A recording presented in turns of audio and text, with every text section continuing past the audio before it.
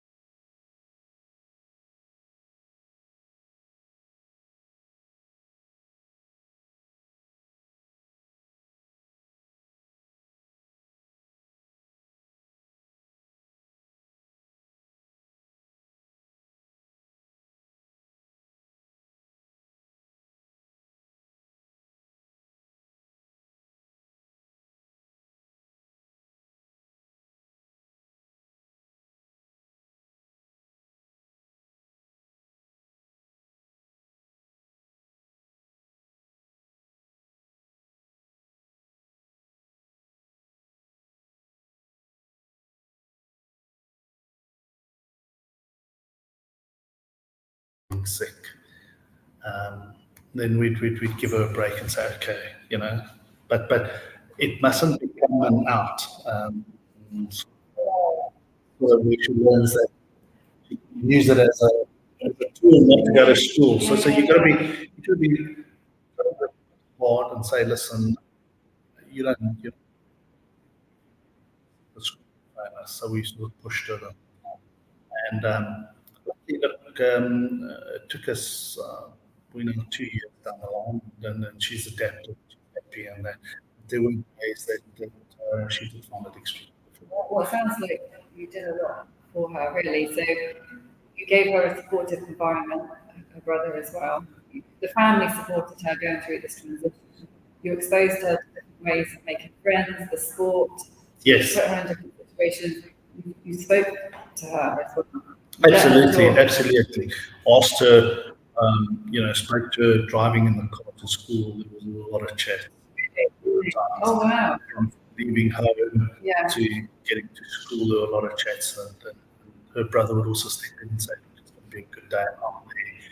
Wow. If anything happens, I'm there at school. And that's what kind of things was she worried about? School. She should say, I don't know if I've done my homework correctly. Okay. So things like that. Yes. I don't know if today's going to be a good day because we're having a test. Okay. Or I don't know today. I want friends not coming to school. It's the only friend I've got. So if she found out that one friend was sick or that friend was going somewhere, especially closer to summer break, some friends would leave a week early and she would not want it because those friends have left, they've gone. So she'd be going to school and telling me, but I've got no friends there. I'm coming to the UK, left early, and she'd be extremely upset about it, that she's got to go to school and they're not there. And I always said to her, but you've got other friends, you've got other people there, your brother's there. So those were the challenges.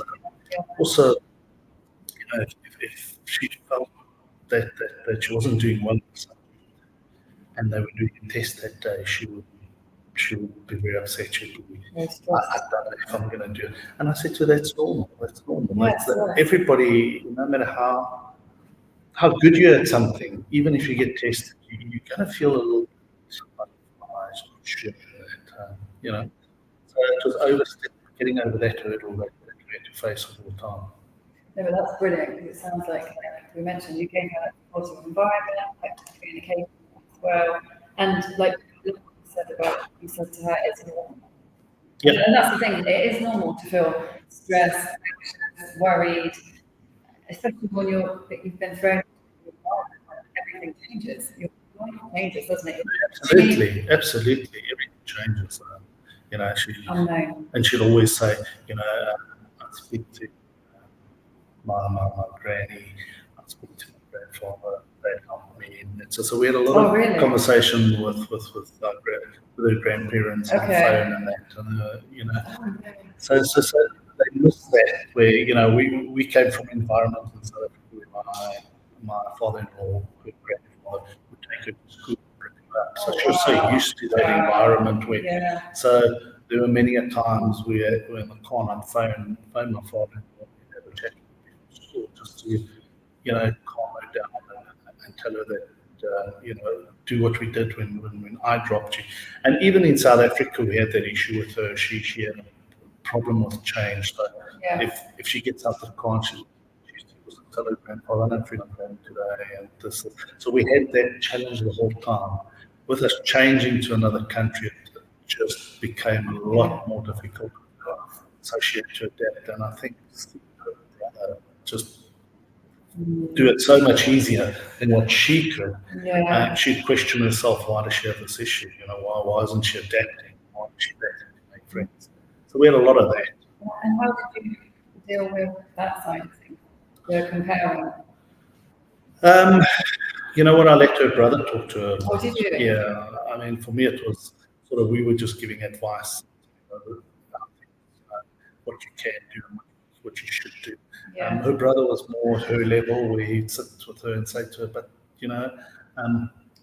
I just go and talk, and I make sure I take part in team sport, and make sure I do some activities with my friends, and then we do team building. So for her it was sort of getting into a team and that, because she loved gymnastics, but you do gymnastics by yourself. It's not a team event. That's true. So we sort of told her, play rounders, get into the rounders team, get into a basketball team, so that she would have friends that she'd play a game with, and have that sort of team spirit where you're building a team, you're part of it. I think that's really good advice, because that is a really good way to make friends, isn't it? Absolutely. That's what I work with a lot with the martial arts and with Warrior Academy.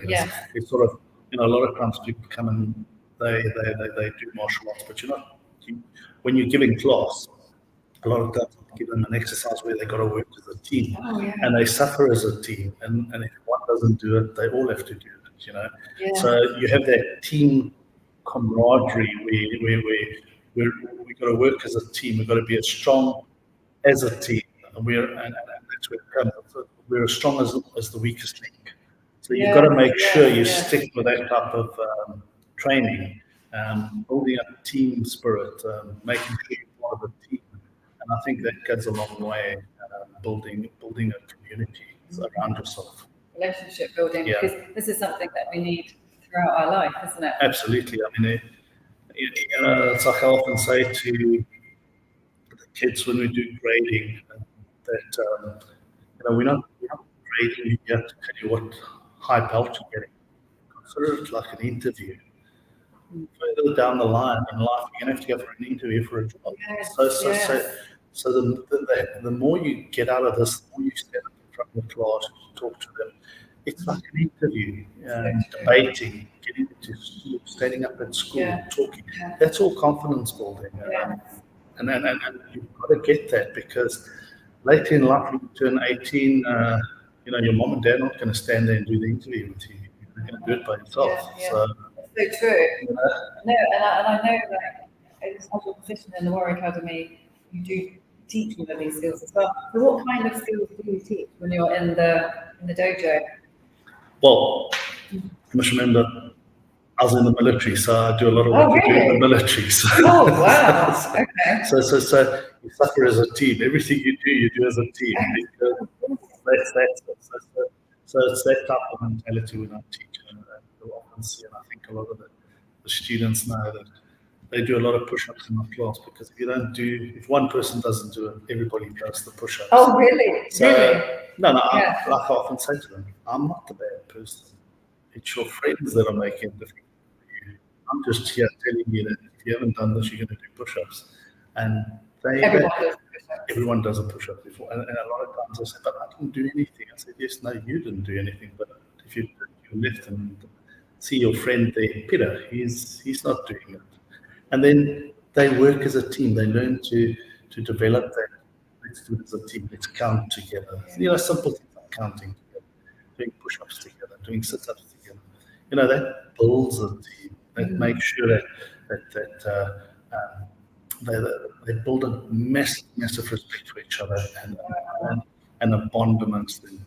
I mean, that's why if you ask anybody that was in the army, the friends you made in the army, I mean, those are friends because you suffered. You absolutely suffered in the army, everything that you did, but you suffered together. When you suffer together, you have a special bond, and you'll never break that bond in a team. Wow. So, and when you have that bond in a team, like in the dojo, does that increase the individual self-confidence as well? Absolutely. No, it brings everybody. I mean, there'll be certain leaders in the team, and you'll start picking the guys that will start talking to the guys that are battling and motivating them. So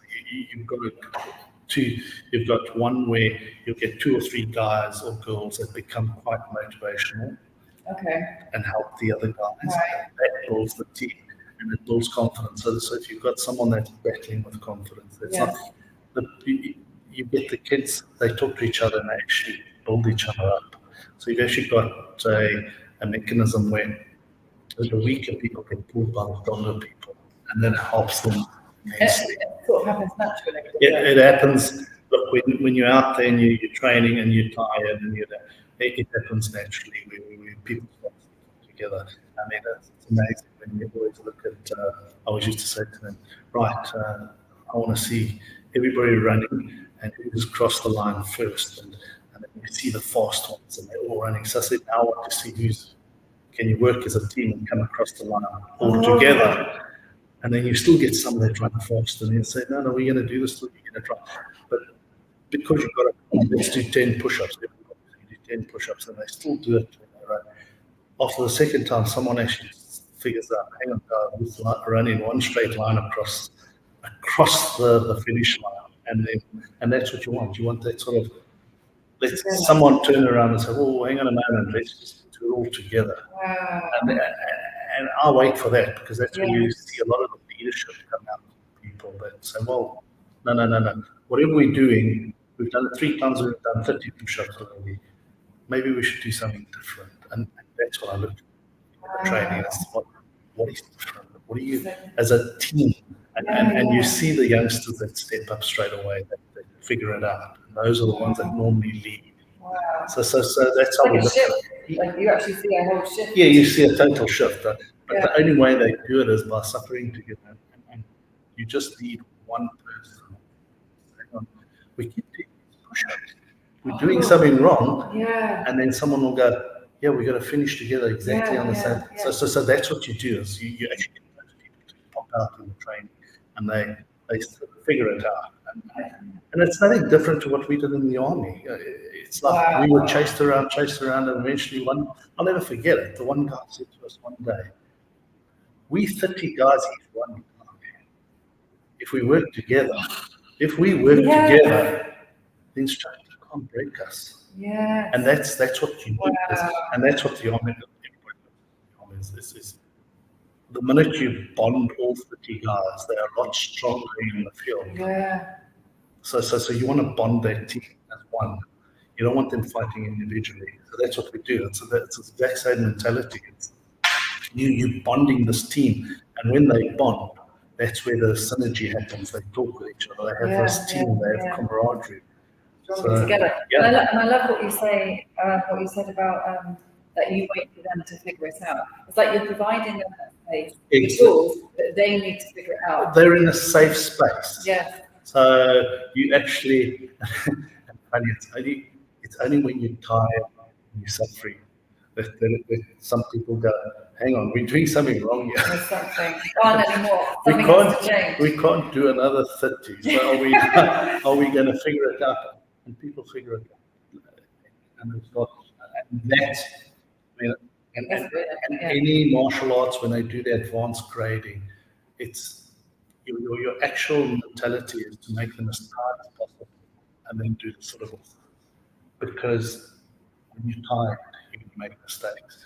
When you're fresh, you're not going to make mistakes. So the whole concept is you've got to be tired. So for the first hour, that's why we do advanced grading for 3 hours.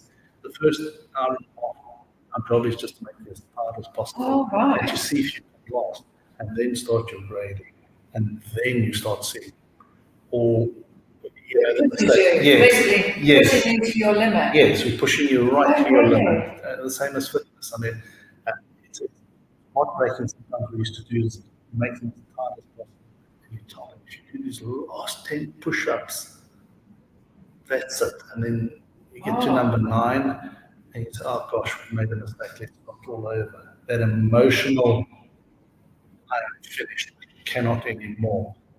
We've shown you the finishing line. We've shown you it's there, and all of a sudden you pull that out under them, and all of a sudden they go, I can't do this.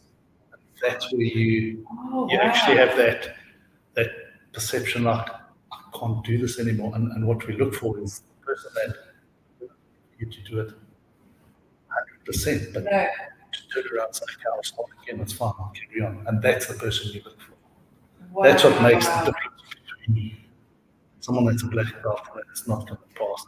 So that, and you can learn that. Yes, you push them, and with the more advanced, I push them to their limit a little bit, and sort of tell them, you're almost there, and say, oh, I didn't quite make it, it's not again. And that starts teaching them that I can carry on. Doesn't matter what, I will carry on. Yeah. And that's actually a tool for life. And that's a tool for life. And if you've got a good team around you, if you've got good teammates that train with you, they always push you. It doesn't matter what, just keep going. So if you see someone else going, you have that. So that's where teamwork comes in a lot. Yes. No, you mentioned teamwork, communication, and resilience. Exactly, and communicating with each other, and sort of, for a lack of a better word, feeding off each other's energy. And that's why it sounds like you're saying why team is so important, because then you've got that support. You've got that support group. You've got that you can feed off people. You can, so you've got that whole, and that's what we try and teach. You know. No, brilliant. So we've nearly finished, but it's so interesting talking to you, Leon. So basically, how is all of this connected? Everything that you teach in martial arts, how could this be connected to supporting families through transition as well? Well, it's like I say to them, I often say to them, what is a team? And they all go, soccer, this football team, rugby team, cricket team. And then I say to them, is your family a team? And then the penny drops and they go, yeah. So I said, so exactly what you do when we train, when you're a family, you do the same. You support each other. You go through difficult times. So if there's difficult times, if you've got an older brother or sister, help each other. If you've got problems with studying and your brother or your sister is already 2 years ahead of you or 3 years ahead, they've done it. So let them help you. So that's where family comes in, and you try and work on that teamwork. Family is a team. You're a team. In the house, you wash the dishes, you pick up the match, you sweep the floors. I mean, you do it as a team, and I know that in Dubai you've got a lot of nannies that do that, but you've got to actually step up sometimes, have your team just to yourself, because you know what happens? At 18, you all leave to go to university. I told my son, I don't know how you're going to live. Are you going to live on McDonald's because he doesn't know how to cook? Basic stuff like that, life skills. So you think when you're living at home and you're not learning any of that stuff, at 18, when you leave, you've got to know how to at least teach yourself. So that's a challenge. Yeah, no, so what I've learned a lot talking to you today, Leon, because you're saying, about using what you have as well. Exactly. Using what you have around you. No, you've got to use what you've got around you, and you've got to feed off other people their knowledge, what they're doing, how they're doing it. And if you don't talk and you don't speak with other people, you don't get this information. And that's what we've taught our daughters. You've got to be able to be open and speak about it. And so that for me is line of communication is extremely important. Wow, that's very interesting what you said. Effective communication, having a supportive environment, creating a supportive environment, the team, your family, creating that environment where you live with. And speak to people as much as possible. And from the parents' side, you've got to be able to engage, listen, engage and listen. Yes. And a lot of times, it's such easy stuff, but finding it, tell my daughter, that is not a problem. In her world, it's a massive problem. Yes. So sometimes what we perceive as not a big issue, for them it is a massive issue. And you just got to listen, give advice, and go over it and non-judgment. And that's it. So for me, that's the most important thing, is make sure you're listening to them continuously. Amazing. And hi, Nora, how are you doing? And Nora says this is wonderful, teaching kids vital life skills to help them at home. Very simple but important point. Thank you so much, Nora. And thank you everybody else who has been listening today to our confidence stories with Master Leon. He just shared tips that you could actually start implementing straight away. Yeah, absolutely.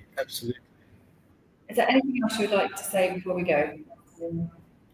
Just keep listening to your kids and just be happy they talk to you. That is the most important. Keep that line of communication open. That is, I love that. That is a beautiful way to end the live. And thank you so much, everybody, for tuning in. If you have any questions, please message on here on the LinkedIn post or YouTube or anywhere, and we will get back to you. And we will be back next week with a different expert on confidence stories. Thank you so much. See you next week. Take care. End. And again.